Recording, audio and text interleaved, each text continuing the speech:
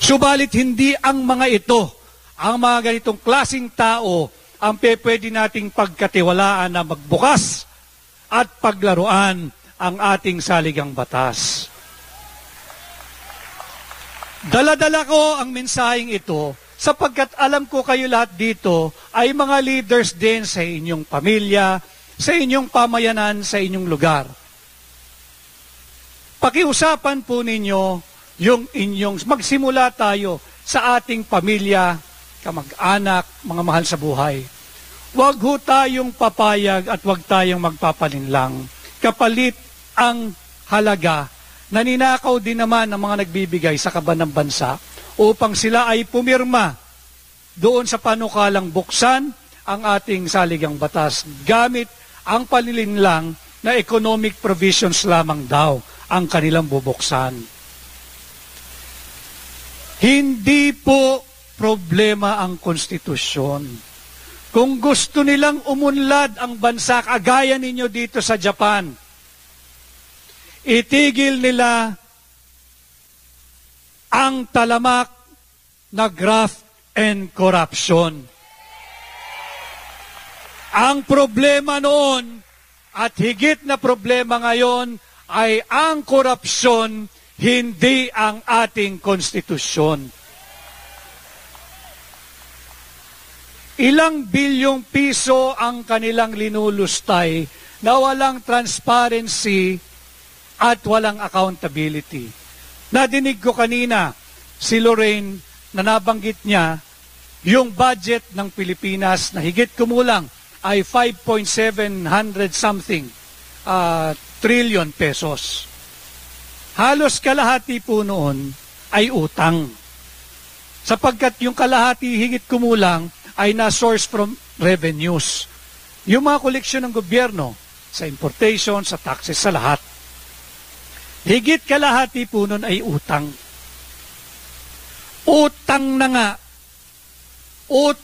nga yung higit kalahati, siningitan pa ng 800 billion na presidential pork barrel funds. At yung 800 na yon, inutang yon, may interest yon. Tayo, kayo, mga pamilya natin, mga anak natin, yung mga kabataan at yung darating pangsalinlahi ang magbabayad nito habang sila ay nagpapakasasa, habang linulustay ang pera ng Pilipinas. Yan ang masaklap na katotohanan. Yan yung inihingi ng ating hakbang ng maisog. We are calling for transparency and accountability. 800 billion pesos ang program funds. Meron ka palang 800 billion pesos. Bakit hindi mo ginamit doon sa regular na budget? Bakit nagsingit ka ng pork barrel mo, ng presidential pork barrel? Nakalaki-laking halaga. At hindi naman alam kung sino ang mananagot kung paano ginagastos ito, paanong gagastusin at saan gagamitin. Yan, sinasabi ko paulit-ulit. Ang kasalukuyang administrasyon ay salat sa transparency. Hindi sila nagsasabi ng totoo sa ating mga Pilipino. At kaya kami ay naririto, naririnig namin ang inyong tinig at gusto nga ninyo magkaniig tayo ng personal at naririto po kami ngayon, kapiling ninyo dahil sa inyo rin naman kami kumukuha ng inspirasyon at lakas ng loob na ituloy ang laban ng hakbang ng maisog.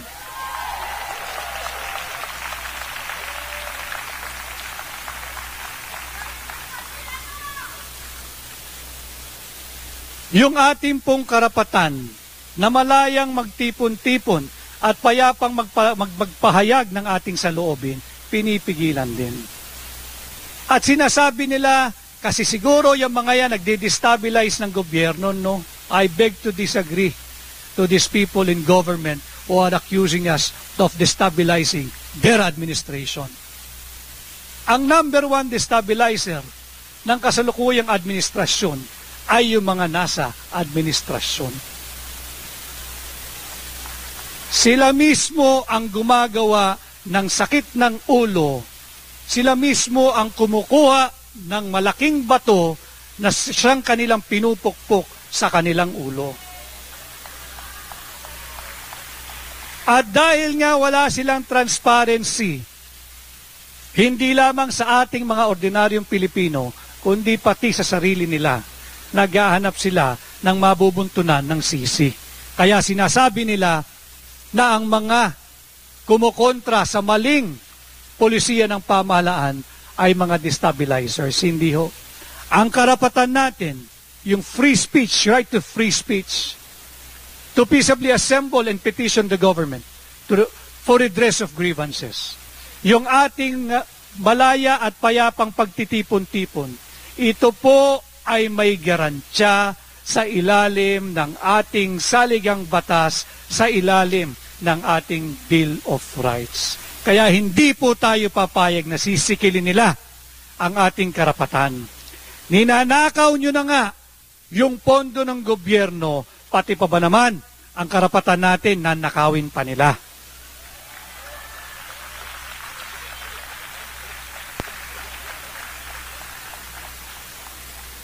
Yung usapin ng kapayapaan at seguridad, malinaw din po sa ating saligang batas na dapat tayo ay may sariling foreign policy. At yung foreign policy na yan, pangunahin dyan dapat yung national interest. Hindi yung interes ng ating banyagang alyado. Hindi yung interes ng Estados Unidos. Sa Pilipinas, at alam ko nakasubaybay din kayo, maraming matatapang at nagtatapang-tapangan sa pamahalaan. Tila dinuduro, hinahamon ang ating higanting kapitbahay, ang superpower na China, dahil daw doon sa usapin ng South China Sea.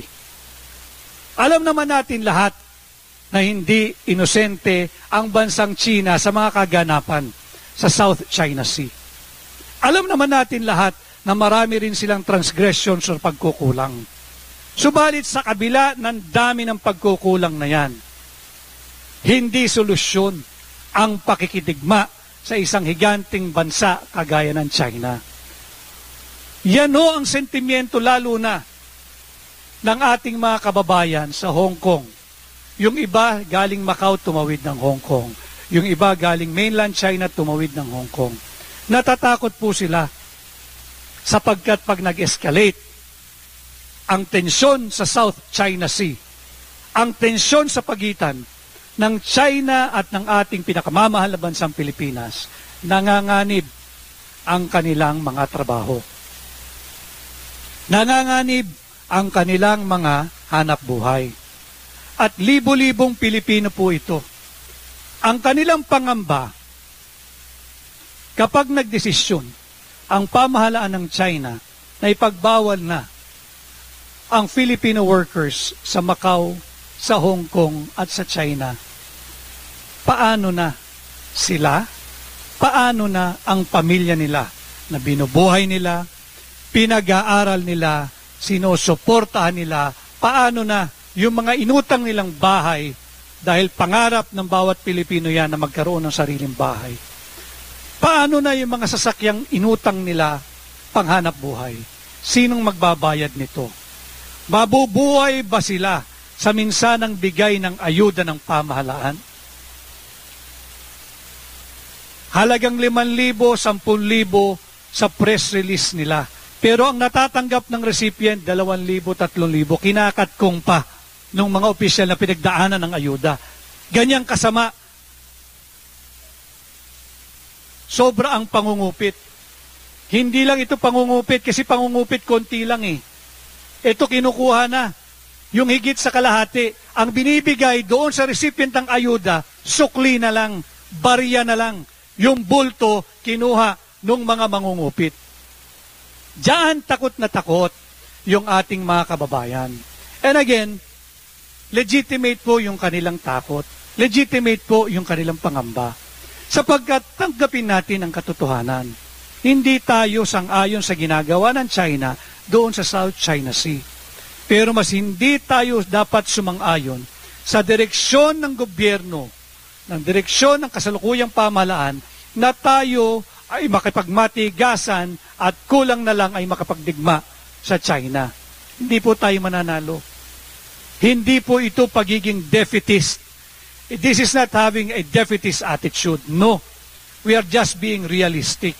Nagiging makatotohanan lang tayo. Hindi tayo mananalo sa China. So anong solusyon? Ibigay natin yung ating mga teritoryo? Hindi, walang nagsasabi niyan. Makipag-usap tayo ng maayos. Walang hindi.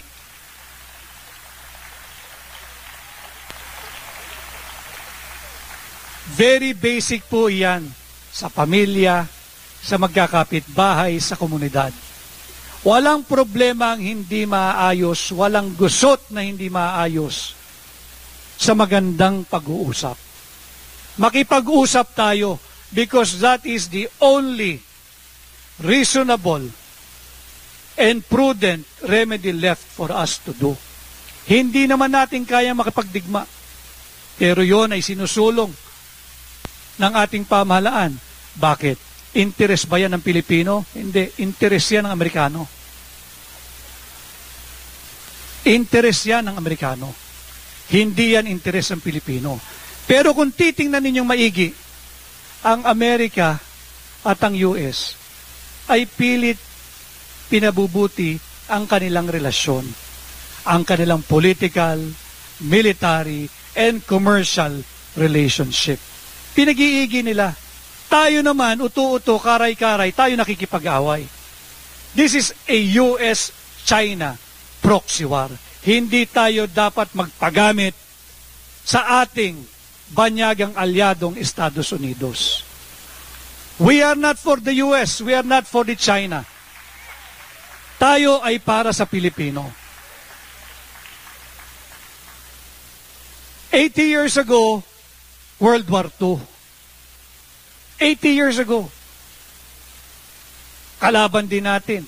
Sinakop din tayo ng bansang Japan. This was 80 years ago. Nagiba din ang Japan. Binagsakan ng atomic bomb sa Hiroshima at saka sa Nagasaki. Alam nyo yan. Naririto kayo sa napakagandang bansang Japan. Subalit, nasaan na ang Japan ngayon kung ikukumpara mo sa Pilipinas? Paliit ng paliit ng paliit ang halaga ng piso. Paliit ng paliit ng paliit ang ating purchasing power.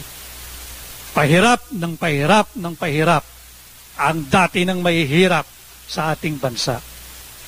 Lumalaganap at lumalawak ang kagutuman.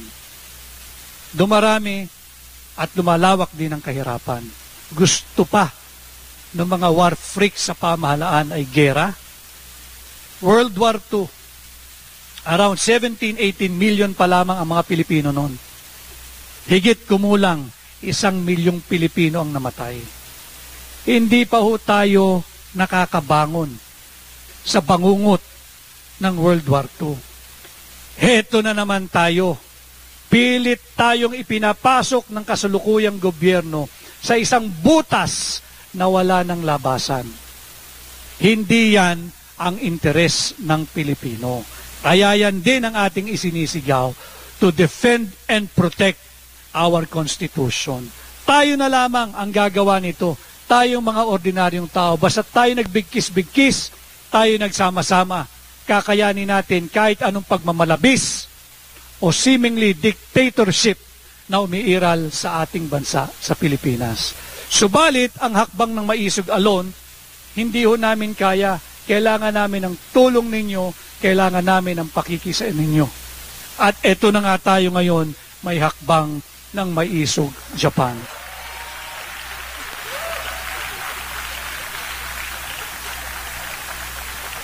Ang isinusulong po ng hakbang ng maisog ay kapayapaan.